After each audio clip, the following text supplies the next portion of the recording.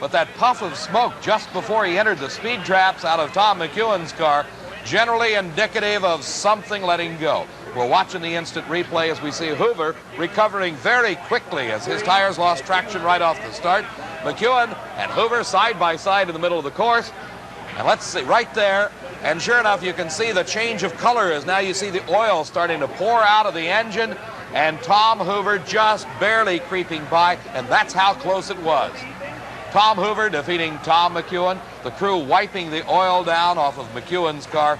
He's not happy. Nobody likes to lose, particularly losing a $15,000 engine in the process. This is Gordy Bonin to race Al Segrini, but where is Segrini? We've had word there's been some problems. Let's go back into the pits with Steve Evans and find out what they are. As Gordy Bonin heats up his tires, preparing to make a single run here in the second round of Funny Car, in the pit area, frustrated, disappointed, Al Segrini, his car already loaded into the trailer. That must be painful to hear Bonin up there knowing you should be alongside him. Yeah, it sure is, because we had everything working our way the first round. We figured the track would be a little slippery as it was. We had the clutch dialed in, it slid out there and ran like we expected it to. So we had the clutch working and everything, and the motor just let us down. We had rod failure on the other end. So it was a big disappointment of us seeing the crew. No spare engine? Well, we had hurt one qualifying also, so this was down to the second motor, and we had plenty of parts other than the block, so we just couldn't do anything without a block. Well, our condolences. You did a great job here. Thank you very much, Steve. From New York, Al Segrini. A tough break for Al Segrini, but a big advantage for Gordy Bonin as he has no competition. He can just sort of take it easy. He's not taking it too easy, though. He tested the starting line, found it lacking, but still ran 6.92 seconds, 221 miles an hour. The uniquely American sport of drag racing is a visual spectacle. The participant and his family face a wide range of emotions, from drama to danger, humor to heartbreak, and what seems to be sometimes the never-ending wait.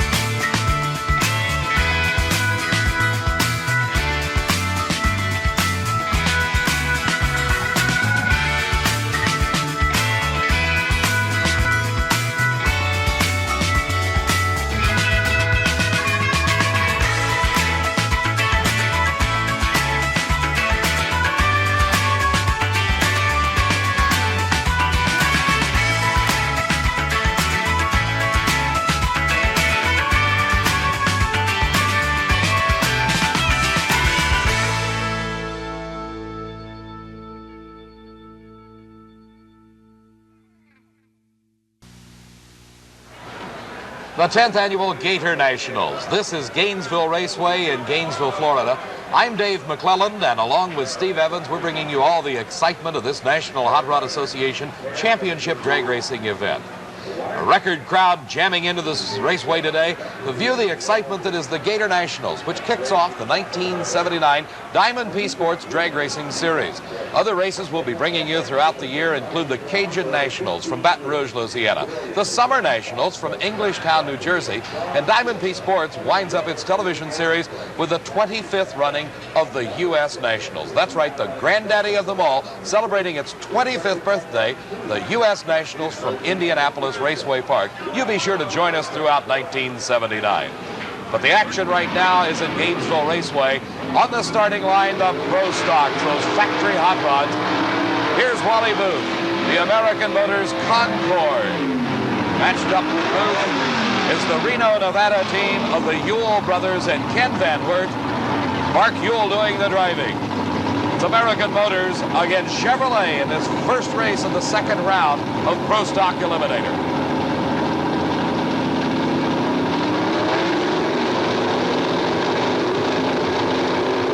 Patiently staging both cars into the staging beams, and a great lead by Mark Ewell. The big lead at the middle of the course, he extends it further as apparently Wally Booth has some problems. It's Mark Ewell there first, 8.74 seconds. His speed 153 miles an hour. Here in instant replay you saw is Wally Booth having problems, Mark Ewell taking the win. Don Campanello coming out of the smoke left from the burning tires after his burnout. He's racing Jim Canet in a Plymouth Volare. Canet's car powered by the Hemi engine. Campanello using a small block Chevrolet.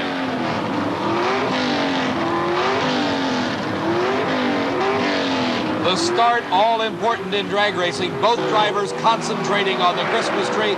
And a bit of a hole shot for Jim Canet. That means he got a little bit of advantage off the starting line over Don Campanello. But the finish line is where it matters. And Campanello got there first, 8.68 seconds. His speed, 156 miles an hour. As the instant replay shows about a one-car length advantage for Campanello.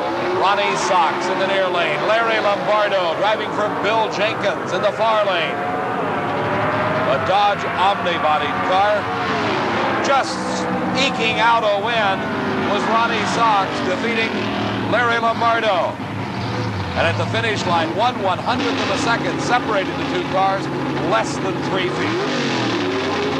The world champion Bob Clinton's in the near lane in his Plymouth Arrow, and a red lighting Joe Satmary puts his Chevrolet Camaro out of competition. The win automatically going to Clinton. He still drives around Satmary. His elapsed time, 8.55 seconds and 149 miles an hour. We've seen the four-wheel Pro Stocks. Let's take a look at their two-wheel counterparts, the Pro Stock motorcycles. Modifications to a factory bike, and they fly. This is Bob Carpenter, the low qualifier of the motorcycle field at the Gatornationals. His competition in this final round is Wayne Buckler. Buckler hailing from North Fort Myers, Florida. A bit of a surprise to get into the final, as Carpenter had been dominating the action through the early rounds of racing. Motorcycles doing the burnouts just like their Pro Stock counterparts with the four wheels. The difficulty here is keeping the bike upright as you approach the staging beams.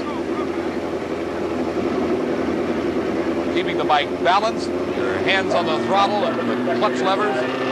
Concentrate on that Christmas tree. One amber light, then green.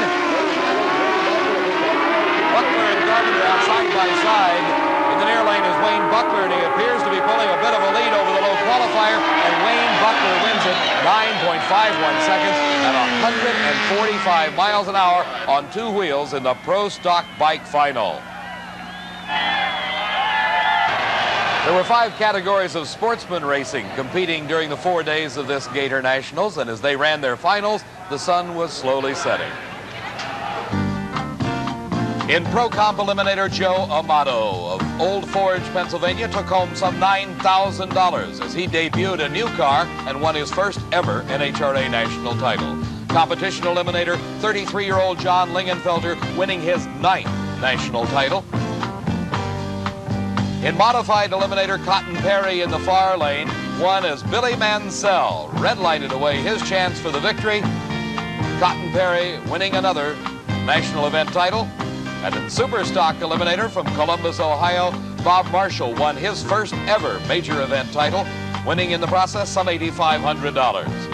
Stock Eliminator in the near lane, Kenneth Coombs. Far lane, Jerry Dover Sr. red lighting away his chance for the win. There they are, the 5 winners in the Sportsman Eliminator categories at this Gator Nationals.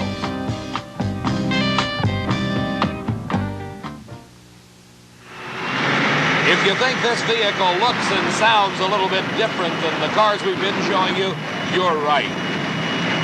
With fire coming from the tailpipe, the sound rising to a deafening whine, a huge cloud of smoke beginning to build behind this vehicle. You say, what is it? Well, it's Roger Gustin's jet car. With afterburner ablaze, Roger Gustin powers his way through the quarter mile with the jet engine, the parachute pulling the wheels off the ground from 253 miles an hour. Here's Steve with another kind of car. 153 miles an hour. It's never easy for the Fram Corporation Selection Committee to pick the best engineered car. But when they saw this beautiful jewel-like Opel GT, their search was over here at the Gator Nationals. It was built by the Wayne County speed shop Mike Sullivan in Fairfield, Illinois, and it's just absolutely incredible. It's ultralight, yet as strong as any car in the racetrack. For maintenance, it just comes apart like a snap-together model. It's absolutely gorgeous, and the Fram Corporation will award its best engineered car trophy to this particular entry. The semi-final round of racing in Pro Stock Eliminator, the factory hot rods. This the Dodge Omni of Sox and Martin. Ronnie Sox at the wheel. The car powered by a small block Dodge engine. His competition is Don Campanello. This is a Chevrolet Monza, and also using a small block engine, this time of Chevrolet version. High RPM as they both leave the line together. Stay together through the middle of the course, and Ronnie Sox pulls it out at the finish line, 8.65 seconds, his speed 155 miles an hour. The instant replay shows Sox with the lead as he enters the speed trap and about a half a car length lead at the finish line. The man that won the Winter Nationals with this, his brand new car, the Plymouth Arrow, is Bob Glidden. And having his work cut out for him is Mark Ewell from Reno, Nevada, finishing number 8 in the world last year.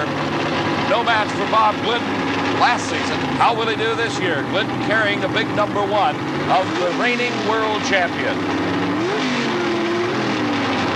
Quite a story about Glidden. He retired a Ford that he campaigned last season that was never defeated. Came out with a brand new car, brand new combination, and won his first race.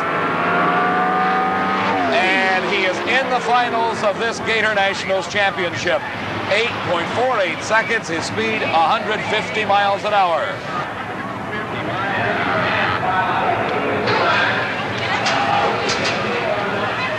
Do you know what the national record is? It is 8:49 as far as I know. Well, it's not now. It's 8:48. That's what you just run, a brand new NHRA national record for Pro Stock. That's great. We've been having a lot of trouble here getting hooked up to the track, and that's really great. You had the shootout earlier. You sandbagging a little bit, maybe not showing everything you have? No, not really, no. I mean, the chute came out early, but it didn't affect the ET of the run, and I was definitely trying to get lane choice by low ET. No, that did not affect the run in any way. Funny car semifinals as the horsepower increases. The questions are going to be raised. How is this track? It worked well for Bob Glidden as he established a new national record at 8.48 seconds with the Plymouth Arrow. But there's a lot of difference between a factory hot rod, the Pro Stock, and these 2,000 horsepower funny cars. In the near lane, Raymond Beadle driving the Blue Max. He's up against Gordy Bonin from Delta, British Columbia, Canada. Burnout's completed, both cars staged. Bonin smoking the tires, and something goes wrong with Beadle's car, and it's Bonin pulling out a victory. 6.93 seconds at 223 miles an hour. The instant replay shows us Bonin smoking the tires. Beadle apparently off to a good start. But what happens? Something goes away. You saw the motor go up by the exhaust coming out of the side of the car, and Bonin takes the win. Let's go to Steve at the finish line. So you smoked the tires, and do you have any idea what happened to Raymond? I don't know. I was about ready to get out of it, and then I saw him Of course, you know me, I never get out of it, so. You won this race a couple of years ago. Yeah, 2 years ago, and we plan on trying her again.